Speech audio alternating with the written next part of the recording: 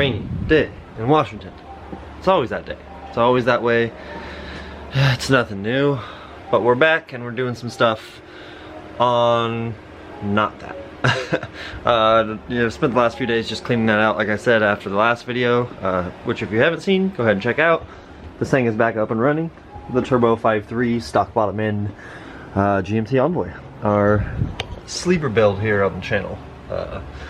It's just a run-of-the-mill, super nice, cheap combo. VS Racing 8375, Snake Eater Performance 1000cc injectors, built 4L80E, HV tuners tune, 15 pounds of boost, and I don't know, 550, 600, somewhere around there. We'll get it dyno tuned at some point. There's actually a plan I might do it for another video coming up soon, but not quite sure.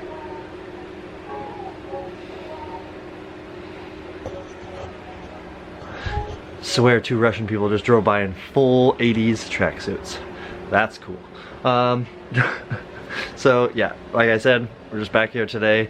I'm about to play car Legos, musical cars, whatever, with the Big Blue truck and wifey's Pilot. Get Big Blue up here in the driveway, and then we'll go ahead and talk about what we're actually doing and what we're gonna be cutting up to make. And as usual, thank you for liking the videos and watching the videos, subscribing to the channel, and if you don't, Johnny got some message for you. Alright, so I listened to the little guy, leave the baby microphone over there. I've just been out here tidying stuff up, zip ties anywhere I can think of, double checking stuff. It's been heat cycled like 3 or 4 times now. I actually took it out with the family, went and filled it up on 92, checked the tune over, and then had a car wash, which can't really tell. Never gets washed. And then of course it rains because Washington, so you can't tell. I'll insert the clip of it just causing a ruckus at the car wash as usual.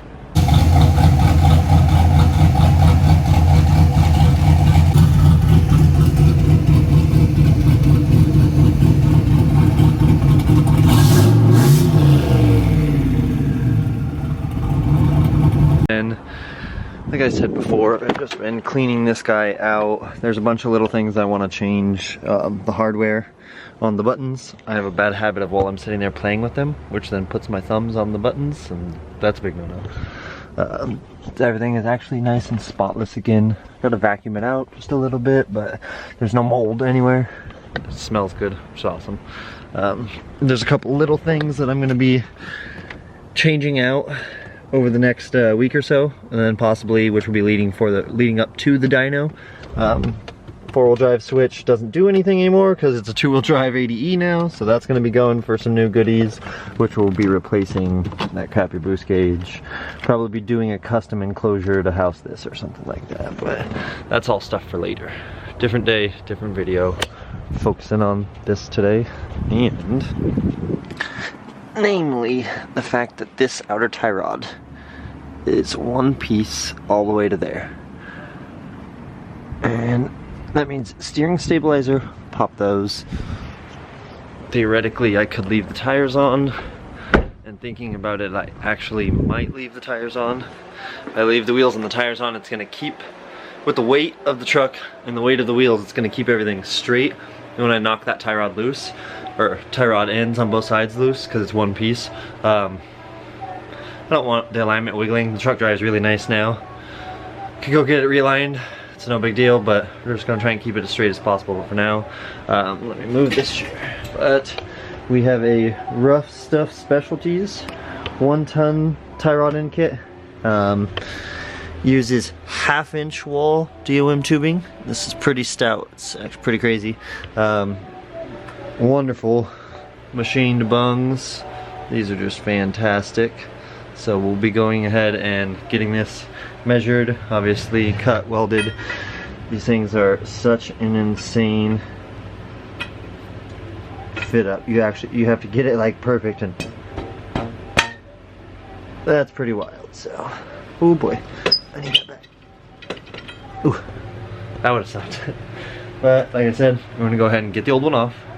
Then we'll talk about how I'm gonna go about measuring everything, getting it fit up, getting the bevel going, getting everything covered in anti-seize, etc. Then we'll figure out the steering stabilizer with the kit that it provided, and then possibly look at some goodies that look like they're for BDSM stuff. But yeah, let's talk more work.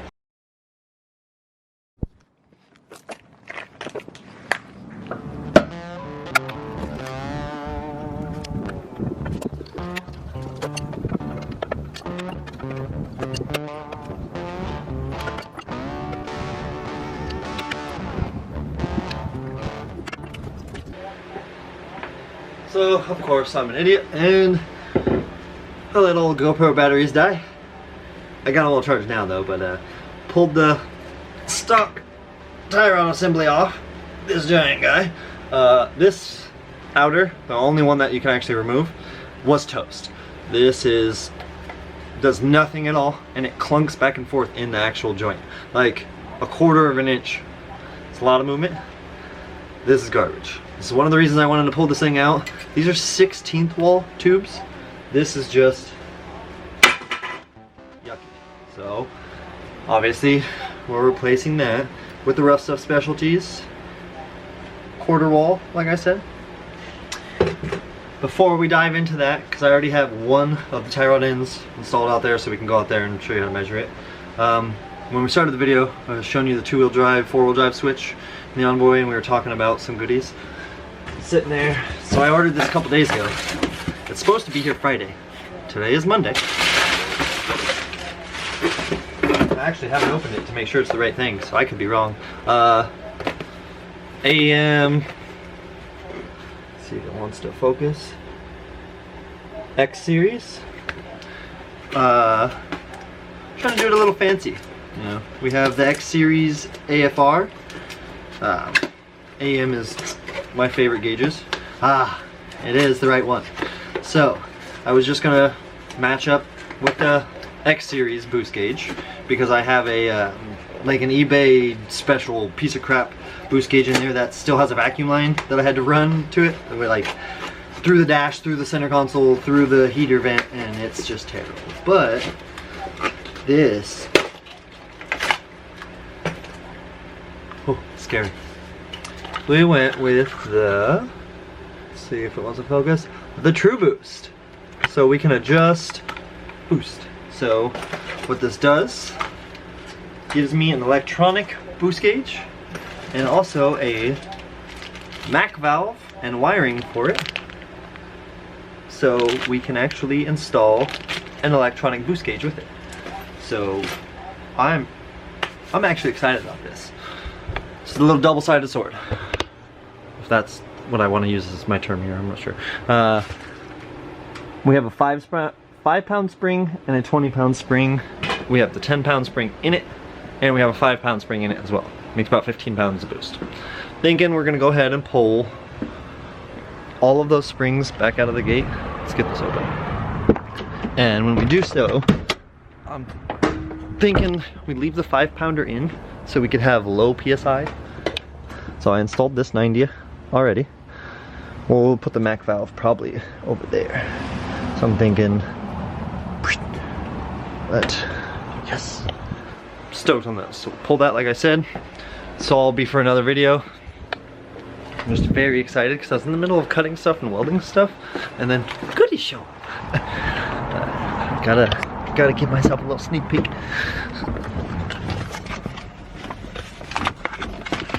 Oh yeah, that's gonna be so much better. That would be nice. Be able to just more boost if I want. And my boost gauge is down there. Yeah, see, instead of this, we'll have way fancier, guys. Way fancier. And what I'm also thinking of doing is probably taking I have a couple of these gauge mounts, and I was possibly gonna cut this flush and then cut it into the plastic, recess it in it. All stuff for another video. All stuff we'll talk about later and get into later. Let's get back out, let's get the steering figured out and get it sorted.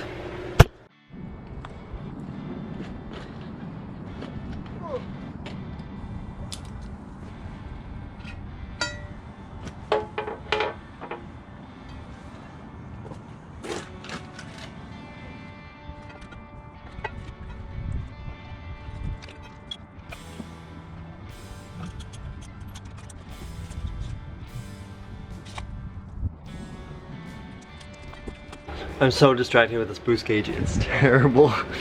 Making all of this video and the end of it really, really difficult. All I want to do is play with this. But I gotta work on that. So let's keep working on it. I did. Like I said, and like I was showing you guys in the GoPro clip, thread this one on. Thread this one on. Basically left about a 1/4 inch thread. And this one matched it up about the same on this one. Honestly, a 1/4 inch of thread is plenty for an alignment, toe in or toe out wise. And if you need more than a 1/4 inch, you probably have an issue to begin with. So from there, just measured from this line here to that line there. Gave us about 48 3/8. Come back in here. You grab the tape measure, double check that on camera so I know I didn't screw up. Marked it down with my terrible handwriting, marked it on the tube. Need to get a table so I can actually cut stuff without standing on it, because that's a pain in the ass always. So bust this guy out. You know, always work with the power of grip. Let's come over here and double check. 48 3/8. Always good to double check a measurement like this, because this is a one-time, one-cut deal.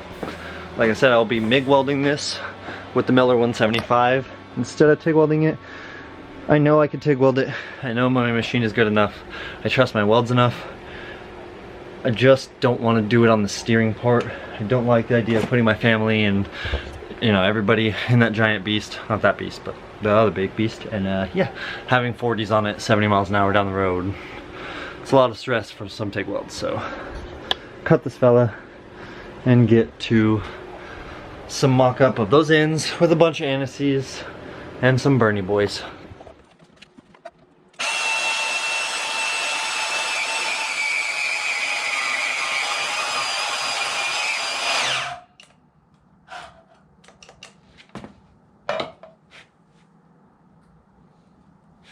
I think I just blew a breaker. Ugh.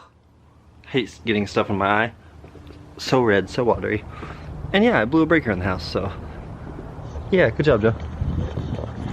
Not necessarily what I wanted, but what we're gonna do here is pop one of these free, and then I'm going to mock it up and make sure it fits between the two the way I like it, and then weld it all out.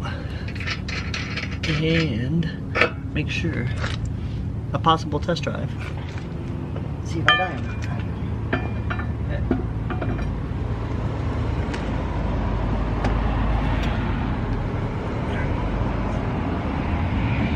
Oh, doesn't fit as good after I cut it. At least on the bungs, I mean. Okay, give me that back. Let's see. This side still fit great. It does. That goes on there. That goes in there. This land where I want it to. Oh, it does. Okay. Well then, I think I'm just gonna pull this off like that. Set that there. It fits. I'm gonna go clean the edges of it out with a file, and then I guess we're getting a welding clip. Now my nose is all running because my eye. This is awesome. This is awesome, guys. Shoot it. Flip the calcium nut upside down. Hang on the calcium nut because I can tell if I don't. It's gonna be mad at me.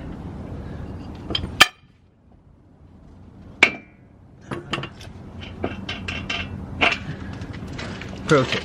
You ever gotta just lightly tap on it? Castle nut on upside down. Flat spot to hit. So you don't have to mangle up your threads. Quick little tapper. Little tap-taparoo.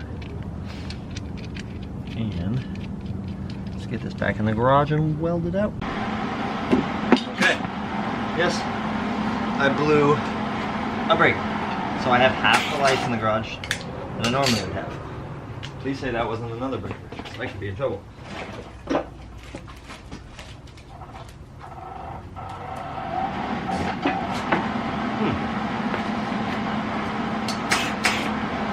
Well, we're going to start off 2 positioning tacks, 1 on each side.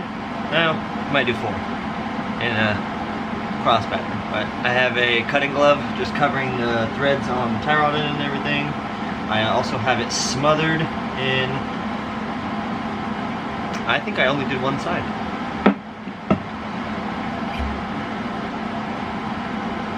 Is this the side? Okay. Did this side, I smothered it in anti-seize. So, it's back on.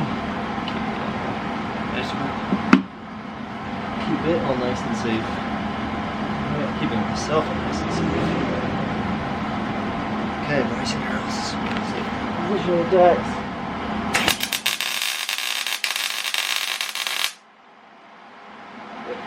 Now 180 from that. I'm on that black.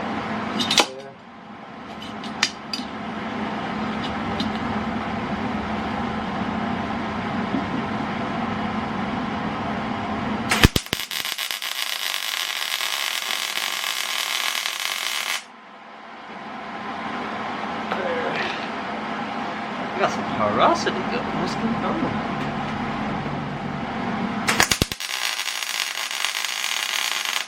Okay. Now while it's nice and hot, let's get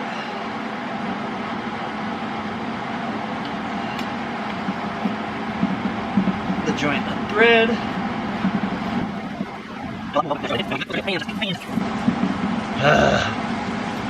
Really?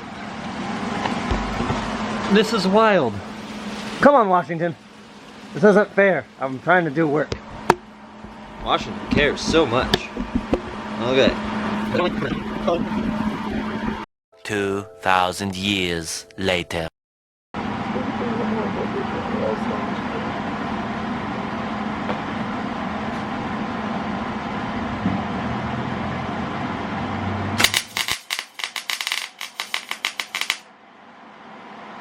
Much happier with that.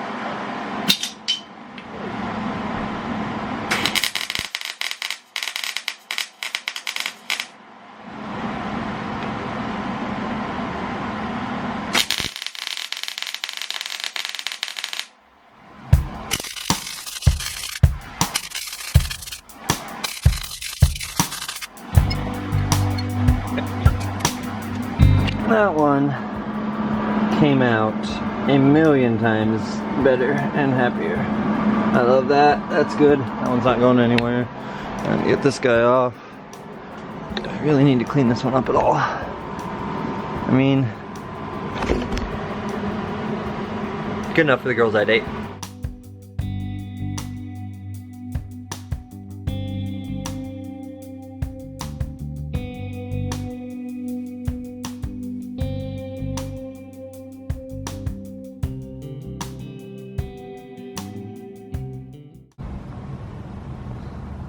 Would you just look at it? That fits too nicely, and a little bit of undercoating didn't bother it at all. Came out great. Now we're gonna go ahead and end the video here. I'm gonna figure out what breaker I blew. I went downstairs and checked the breaker box. Can't figure out which one it is. They're labeled all crappy and perks of a house from the 1930s, right?